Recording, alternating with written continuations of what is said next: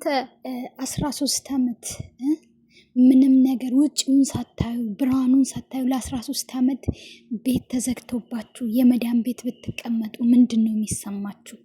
ማለት በቃ እስቲ እኔ በራሴ ቦታ እኔ በሆንሳ ብላችሁ አስቡ ማለት ነው። ለ13 ዓመት ሙሉ ቤተሰቦቻችሁን አታወሩም፣ የምትፈልጉትን ነገር አታገኙም፣ እየተሰቃያችሁ በህይወት መቆየት እስቲ በእኔ ቦታ ቢሆንሳ ብላችሁ አስቡ። አሰላሙ አለይኩም ወራህመቱላሂ ወበረካቱ። እንደም ክርስቲያን ወገኖቼ ሰላም ብያለሁ። ለክዲው ጅማቲው በአዲስ የሆናችሁ ላይክ፣ ሼር፣ ሰብስክራይብ ማድረግ እንዳትረሱ።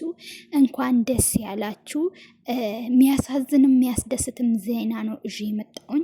አንዲት እህታችን በሳውዲ አረቢያ ለ13 ዓመት ያለ ደሞዝ ስትቀፈቀፍ የነበረች እህታችን ነፃ ወጥታለች። ቆንስላዎቻችን እንደዚህ ለዜጎቻችሁ ስትቆሙ በጣም እናመሰግናለን። ሙሉ ታሪኩን የምነግራችሁ ይሆናል። አዳምጡኝ ማለት ነው። ላይክ፣ ሼር፣ ሰብስክራይብ ማድረጋችሁን ደግሞ አትርሱ። የ13 ዓመት የስቃይ ማብቂያ ወይዘሪት ጽጌ መገርሳ የልፋቷን ዋጋ አገኘች። በጅዳ ሳውዲ አረቢያ በሳውዲ አረቢያ ተቡክ ግዛት ለ13 ተከታታይ ዓመታት ያለ ደሞዝ በጉልበት ብዝበዛ ስትሰቃይ የነበረች ኢትዮጵያት በቆንስላ ጽሕፈት ቤቱ ከፍተኛ ጥራት መብቷን ተከብሮላታል። ወይዘሪት ጽጌ መገርሳ ሁንዳ ወደ ሳውዲ አረቢያ ያቀነችው በህጋዊ መንገድ ለቤት ውስጥ ስራ ቢሆንም በገባችበት ቤት ግን ለ13 ዓመታት ያክል አንድ ሳንቲም ሳይከፍሏት በነፃ እንድትሰራ ተገዳ ቆይታለች። ይሄን መራር እውነት ቤተሰቦቿ ለጅዳ ቆንስላ ጀነራል ጽሕፈት ቤት በማስታወቃቸው ፍትህ እንዲሰጣት ጠይቆ ነበሩ። የጅዳ ቆንስላ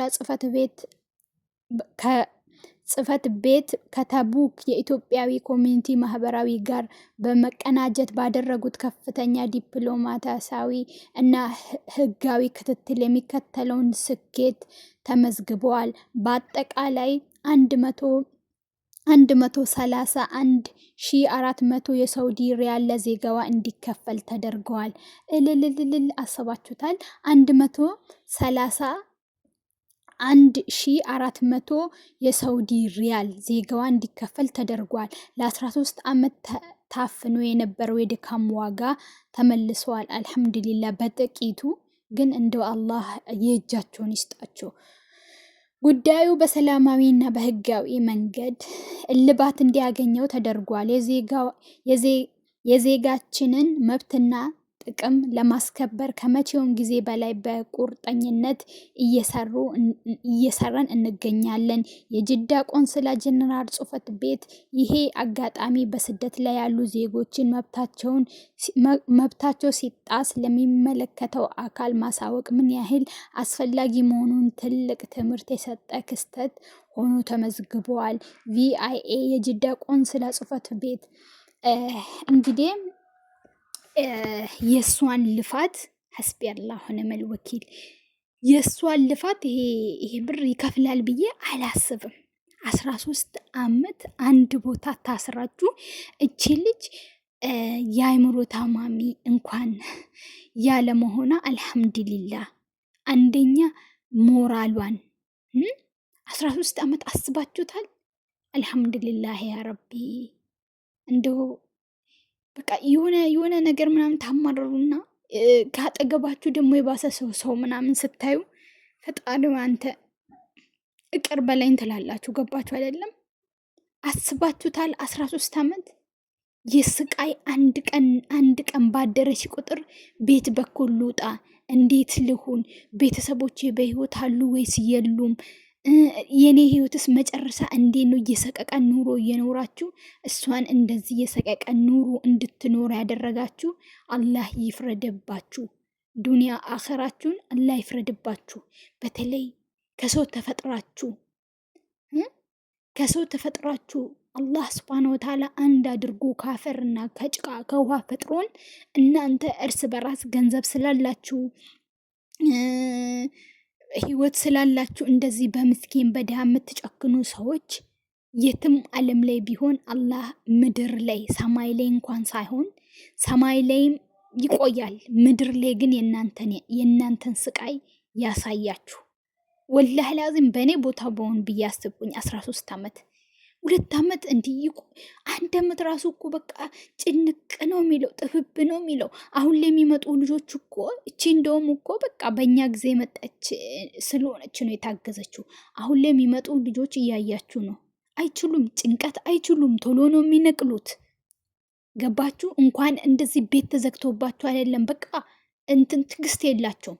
እንደ ድሮ በእኛ ጊዜ እንደመጣን ወይ ደግሞ ሶሻል ሚዲያ ስላሌለ ይሁን ያልሰማሁት እኔ ብዙ አይዱን ነው። አሁን ላይ ግን ወላሂ ለአዚም ሂዱና በየቲክቶኩ የምትከታተሉ ከሆነ በየቲክቶኩ በቃ አይምሮዋን ስታ ከንትን ላይ ውድቃ እንደዚህ ሆና ምናምን። ገባችሁ አይደለም? ለምን በዚህ ልክ ሰው እንዴት ነው የሰውን ሀቅ አንድን ነፍስ እዚህ ጋር እያስጨነቅ እንቅልፍ የሚይዘው? ግን አንዳንድ ሰው ፈጣሪ ከምንድን ነው የፈጠረው? የልቡ በቃ መድረቅ የልቡ አለ አይደል? አልሐምዱሊላህ ረቢል ዓለሚን። ጌታው አንተ እንደው ልብን ገለባባጭ አንተ እንደው ልቤን አትገልብጠው። እውነት ወይኔ እንደዚሁ እንደው ለሰው ልጅ እንደራራው ልኖር። ምን ይሄ እኮ ማለት ነው ከሰው ተራ መውጣት ነው። ወላሂ ላዚም እሷ እንደዚህ አንድ ቤት 13 ዓመት ታፍና ያለ ደግሞ እየተቀጣች እየሰራች የሞራል ካሳ እንኳን የ13 ዓመት ለዚች ልጅ መከፈል አለባት።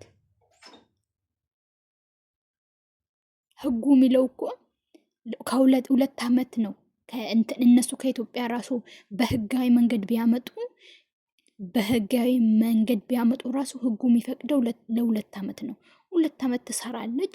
ካልሆነላት ወደ ሀገራ ትገባለች። ከፈለገች ትቀጥላለች። እቺ ልጅ ስልክ የላት በምን ትውጣ? ብር ተቆልፎባት በአይነ ቁራኛ የሚጠብቋት ሆነ በምን መንገድ ትወጣለች? ግን አላህ እንኳን ከዚህ ስቃይና መከራ እሷን ገላገላት። ነገር ግን ደግሞ ወላህ ላዚም በጣም ነው የሚያሳዝነው። አንዳንዴ ዓለም ላይ እንዲህ አይነት ሰውም አለ እንዴ? በቃ እንደዚህ አይነት ሰዎችም አሉ እንዴ እስክትሉ ድረስ በቃ ዓለም በጣም ነው የሚገርማቸው። ግርም ነው የሚላቸው። ምንድን ነው ሰው ምን ሆኖ ነው በዚህ ልክ የተጨካከነው? ሰው ምን ሆኖ በዚህ ልክ ለሰው ልጅ ማይራራ ትላላችሁ? ነት በተለይ እንደዚህ ምስኪኖችን በተለይ መዳም ቅመሞችን የምትበድሉ ሰዎች ዱንያችሁ አኽራችሁ አይመር። ወላሂ ላዚም ዱንያ አኽራችሁ አይመር። እናንተ ቅመሷት። መቼ ልጆቻችሁ አይቅመሱ፣ እናንተ ቅመሷት። እቺን ነገር ቅመሷት። እናንተ ምን ያህል መታሰር በቃ መዳሞችማ ወላሂ ላዚም እኛ መውለድ የሚያምረን አይመስላቸውም። እኛ ህይወት የሚያምረን አይመስላቸውም። እኛ እንደነሱ መልበስ የሚያምረን አይመስላቸውም። እኛ እንደነሱ መጠጣት የሚያምረን አይመስላቸውም። እኛ እንደነሱ መዝናናት የሚያምረን አይመስላቸውም። እኛ ሰው አንመስላቸውም እኮ እንዴ!